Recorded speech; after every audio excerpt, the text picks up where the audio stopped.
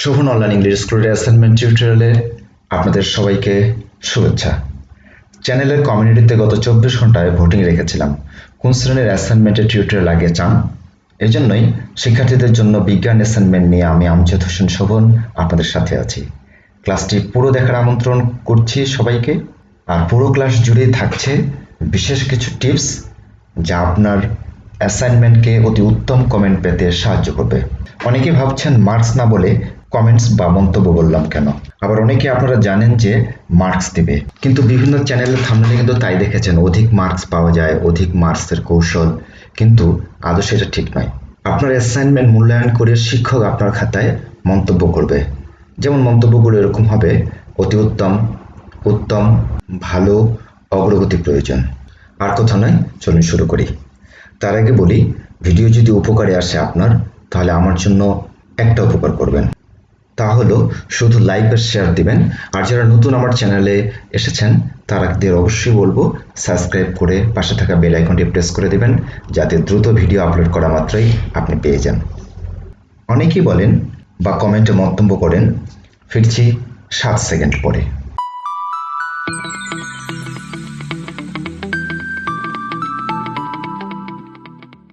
ইন্ট্রোর পরে আপনাদের সবাইকে ধন্যবাদ। শুরুতেই আপনার স্কুলের নাম দিয়ে দিবেন এবং এই স্কুলটি কোন উপজেলা অবস্থিত সেটা ব্যবহার করবেন। এখানে যেমন আমি রংপুর সদর, রংপুরের কথা বলেছি, আপনি আপনার উপজেলার নাম দিয়ে ঠিক সেভাবে লিখতে পারেন। অ্যাসাইনমেন্ট 1, যদিও আপনাদের দ্বিতীয় সপ্তাহের অ্যাসাইনমেন্ট চলছে, তথাপিও কিন্তু বলি অষ্টম শ্রেণীর শিক্ষার্থীদের জন্য বিজ্ঞানের অ্যাসাইনমেন্ট কিন্তু এই প্রথম, এই জন্য আমরা 1 লিখব। ওকে, অ্যাসাইনমেন্টের শিরোনাম প্রাণী জগতের শ্রেণীবিন্যাস। শুধু এতটুকুই আপনার লিখলে হবে, বাকি আর লেখার প্রয়োজন নেই। এরপরে নির্দেশনায় আপনার যে স্যার ক্লাস নেয় অথবা যেই স্যারের তত্ত্বাবধানে আপনি এটি করছেন, অথবা স্কুল থেকে নির্ধারিত কোনো স্যারের নাম দেওয়া থাকলে সেটা লিখবেন, ওনার পদবি লিখবেন। এরপরে আপনার নাম, বিষয় বিজ্ঞান, অষ্টম শ্রেণীর, শাখা থাকলে দেবেন, রোল দিবেন, এবং সেটা সম্ভাব্য তারিখ হচ্ছে 14 তারিখ।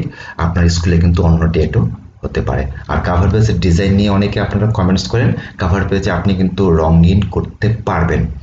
কারণটি হচ্ছে রঙিন করা যাবে অ্যাসাইনমেন্টগুলোতে, একটা নিয়ম রয়েছে, অনেকেই করে। বিশেষ করে অ্যাসাইনমেন্টের ধারণা তো আসছে ইউনিভার্সিটি লেভেল থেকে বা হচ্ছে পিএইচডি ডক্টরেট যারা করে তাদের ক্ষেত্রে অ্যাসাইনমেন্টের কাজটা অনেক বেশি করতে হয়, বা আমরা যারা বিএড করি তাদের জন্য অনেক বেশি প্রয়োজন হয় অ্যাসাইনমেন্টের। সেখানে আমরা দেখেছি যে হচ্ছে আমরা কিন্তু কালারফুল পেজটা কালারফুল নয়, কিন্তু আমরা কালার ব্যবহার করতে পারি। শুধু একটাই নিষেধ রয়েছে, আপনি কিন্তু কখনোই রেড ব্যবহার করবেন না। চলে আসছি আমরা হচ্ছে সূচিপত্রে আপনি যেটা লিখবেন, ক্রমিক নাম্বার দিবেন, বিষয়বস্তু এবং সংকেত। এরপরে পৃষ্ঠা নাম্বার, 1 নম্বরই একটা উদ্দীপক রয়েছে যেহেতু আপনাদের, এই জন্য শুধু 1 নম্বর সিরিয়াল দিয়ে আপনি লিখবেন উদ্দীপকের আলোকে সৃজনশীল প্রশ্নের উত্তর। পৃষ্ঠা নাম্বার 3 থেকে আমরা শুরু করছি। এখান থেকে আপনি পৃষ্ঠা নাম্বার মূলত দেওয়া শুরু করবেন। আর আমি কিন্তু অন্যান্য পেজে এই ডিজাইনটি, দ্যাট মিনস বর্ডারটি দেখাইনি। আপনি কিন্তু অবশ্যই এরকম সুন্দর করে একটা বর্ডার দিতে পারেন, অথবা আপনি আপনার মতো করে আপনার নিজস্ব ক্রিয়েটিভিটি দিয়ে সুন্দর একটা বর্ডার ক্রিয়েট করতে পারেন। তো চলুন আমরা শুরু করি আমাদের আজকের আলোচনা বিষয়। আজকে আমাদের মোটামুটি যে সৃজনশীলটি ছিল, সৃজনশীলটি আমরা একটু পড়ে নিই, তাহলে আমাদের প্রশ্নগুলোর অ্যান্সার করা সহজ হবে। নিধি তাদের বাগানে পেয়ারা গাছে পানি দিতে গিয়ে দেখলো ছোট পেয়ারা গাছটি 6 মাসে অনেক লম্বা হয়েছে। সে তার মায়ের কাছে জানলো কোষ বিভাজনের কারণে এমন হয়েছে। পরে মা গাছটিতে কিছু জৈব সার প্রয়োগ করলেন। মেয়ে মাকে জিজ্ঞেস করলো, মা, তুমি মাটিতে সার দিচ্ছ, কিন্তু তা পাতায় পৌঁছাবে কি করে? মা জানালেন, এক বিশেষ প্রক্রিয়ার মাধ্যমে। ঠিক এই উদ্দীপক থেকে আমাদের যে প্রশ্নটি 4টি দেওয়া হয়েছে, আপনারা জানেন কোন 4টি প্রশ্নের 4টি স্টেপ রয়েছে। প্রথম প্রশ্নটি হচ্ছে কোষ বিভাজন কাকে বলে। খ নম্বর, মিওসিস কোষ বিভাজনকে হ্রাসমূলক বিভাজন বলা হয় কেন, ব্যাখ্যা করো। গ নম্বর, উদ্দীপকে উল্লিখিত বিভাজন প্রক্রিয়ার দীর্ঘস্থায়ী ধাপটি উদ্ভিদের বৃদ্ধিতে কিভাবে ভূমিকা রাখে, ব্যাখ্যা করো। ঘ নম্বর, মায়ের উত্তরে বলা বিশেষ প্রক্রিয়াটির গুরুত্ব উদ্ভিদের জীবনে কতখানি তা বিশ্লেষণ করো। এভাবে আমরা হচ্ছে আপনার যদি সৃজনশীলটা লিখতে এই পৃষ্ঠাটা অর্ধেকাংশ হয়ে যায়, তাহলে নিচ থেকে অ্যান্সার করা শুরু করবেন। সেক্ষেত্রে কিন্তু যেহেতু প্রশ্ন আপনি লিখে ফেলেছেন, আর প্রশ্ন লেখার প্রয়োজন নেই। আরেকটি বিষয় আপনাদের বলি, আপনারা অনেকেই ভিডিও সম্ভবত পুরোটা দেখেন না দেখে আপনাকে তো অনেকগুলো প্রশ্ন করে বসেন, যে প্রশ্নগুলো ভিডিও শুরুতেও আছে, মাঝখানেও আছে। সো একটু রিকোয়েস্ট করব যে আপনারা পুরো ভিডিওটি দেখেন, তারপরে কোনো প্রশ্ন থাকলে অবশ্যই আপনারা জানাবেন কমেন্ট সেকশনে। আসেন ক নম্বর প্রশ্নটি হচ্ছে একটু বড় করে আমি লিখেছি, আপনাকে মূল বিষয়টি দেখা দিচ্ছি। কোষ বিভাজন একটি মৌলিক এবং অত্যাবশ্যকীয় প্রক্রিয়া যার দ্বারা জীবের দৈহিক বৃদ্ধি এবং বংশবৃদ্ধি ঘটে। যে প্রক্রিয়ায় জীবকোষের বিভক্তির মাধ্যমে একটি থেকে দুটি বা চারটি কোষের সৃষ্টি হয় তাকে কোষ বিভাজন বলে। বিভাজনের ফলে সৃষ্ট নতুন কোষকে অপত্য কোষ এবং যে কোষটি বিভাজিত হয় তাকে মাতৃকোষ বলে। আপনি শুধু এইখান থেকে শুরু করে যে প্রক্রিয়ায় থেকে শুরু করে এই যে বিভাজন বলে এতটুকু অ্যান্সার লিখলেও কিন্তু ক নম্বরের অ্যান্সার সঠিক হবে। আমরা খ নম্বরে আসছি। খ নম্বরের উত্তরটি হচ্ছে মিওসিস কোষ বিভাজনকে মাতৃকোষের নিউক্লিয়াসটি পরস্পর দুইবার বিভাজিত হলেও ক্রোমোজোম বিভাজিত হয় মাত্র একবার, ফলে আপত্য কোষে ক্রোমোজোমের সংখ্যা অর্ধেক হয়ে যায়। এই বিভাজনে ক্রোমোজোমের সংখ্যা অর্ধেক হ্রাস পায় বলে এই ধরনের বিভাজনকে হ্রাসমূলক বিভাজন বলে। আমাদের প্রশ্ন ছিল যে হ্রাসমূলক বিভাজন কেন বলা হচ্ছে, এই যে প্রশ্নটির একটা সুন্দর অ্যান্সার রয়েছে, আপনি এটা হুবহু ইউজ করতে পারেন আপনার পরীক্ষার খাতায়। আমরা গ নম্বরে চলে আসছি। গ নম্বর প্রশ্নটি থেকে আমরা দেখে নিই, জন্মের পর থেকে বিভিন্ন অঙ্গ প্রত্যঙ্গের এই যে বেড়ে ওঠা এ প্রক্রিয়ার নামই মাইটোসিস। উন্নত প্রাণী যেমন অ্যামিবা বা ব্যাকটেরিয়ারা নয় ও উদ্ভিদের বেড়ে ওঠার পেছনে এই মাইটোসিস ভূমিকা রাখে। মাইটোসিস প্রক্রিয়ার ক্যারিওকাইনেসিসের প্রথম ধাপটি হলো প্রোফেজ।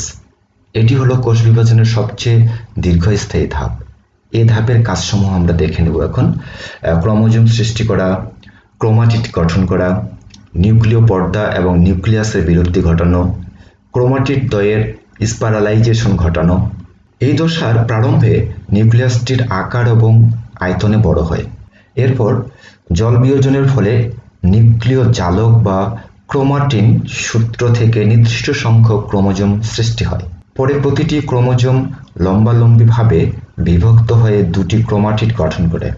এরা সেন্ট্রিমিয়ার অঞ্চলে জোড়ায় জোড়ায় পরস্পরের সঙ্গে পেঁচিয়ে অবস্থান করে।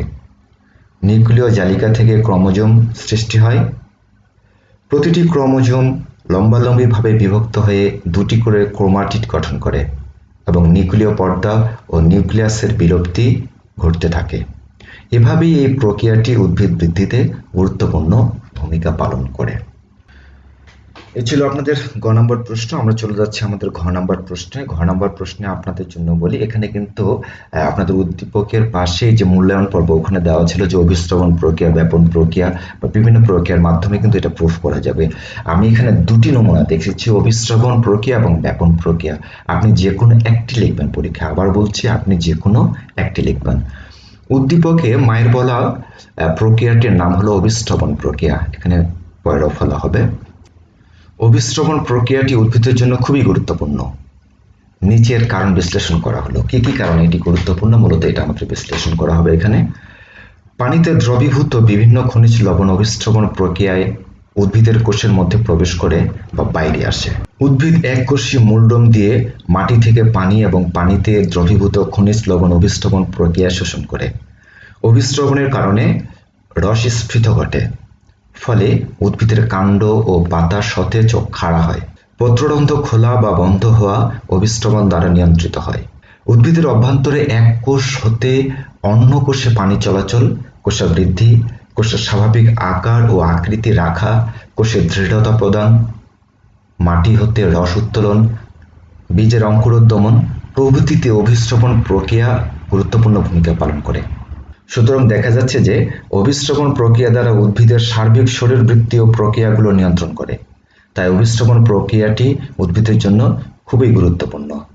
আপনারা অনেকেই কমেন্টস করেছিলেন যে আমার লেখাগুলো বোঝা যায় না, সেজন্য আপনাদের জন্য আজকে আমি কোনো মার্জিন বর্ডার এই জায়গাগুলোতে রাখিনি। আপনারা কিন্তু অবশ্যই এগুলো লেখার সময় মার্জিন অথবা বর্ডার অবশ্যই দিবেন। আর আপনাদের কিন্তু এক পেজে এই অ্যান্সারটি নাও হতে পারে, সেক্ষেত্রে কিন্তু আপনি একাধিক পেজ ব্যবহার করবেন। এই ঘ নম্বর প্রশ্নের ব্যাপন প্রক্রিয়ার আলোকে এখানে আমি আলোচনা করেছি, আর আগেরটি ছিল হচ্ছে আপনাদের অভিস্রবণ প্রক্রিয়া।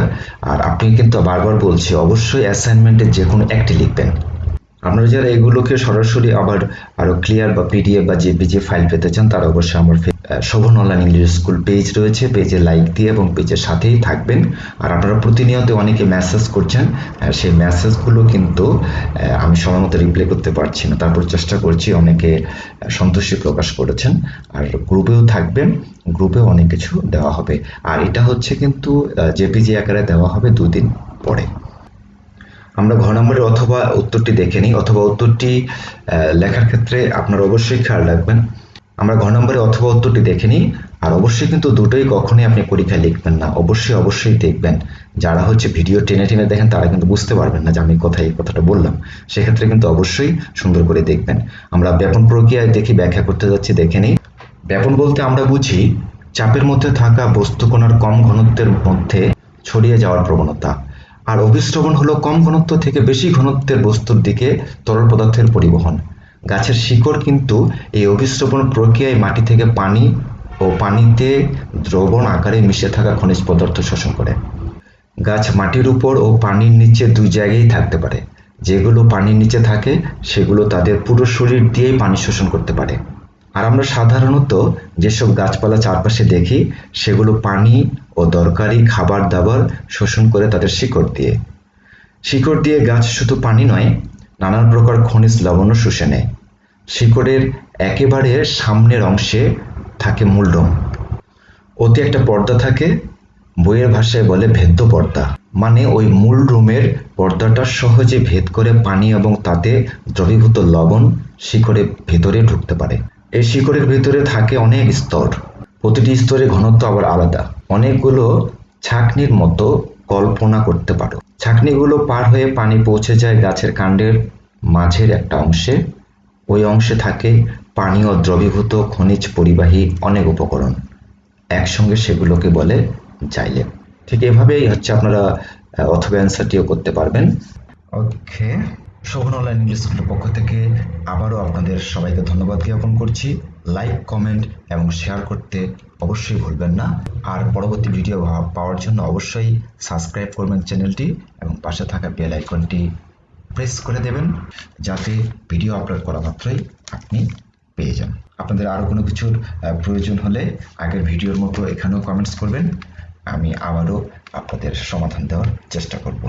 তারপরও সমস্যা থাকলে ডেসক্রিপশনে আমার ফেসবুক পেজ ও গ্রুপের লিঙ্ক দেওয়া আছে, সেখানে জয়েন করে সাথেই থাকবেন, আপনার প্রশ্নের সমাধান পেয়ে যাবেন।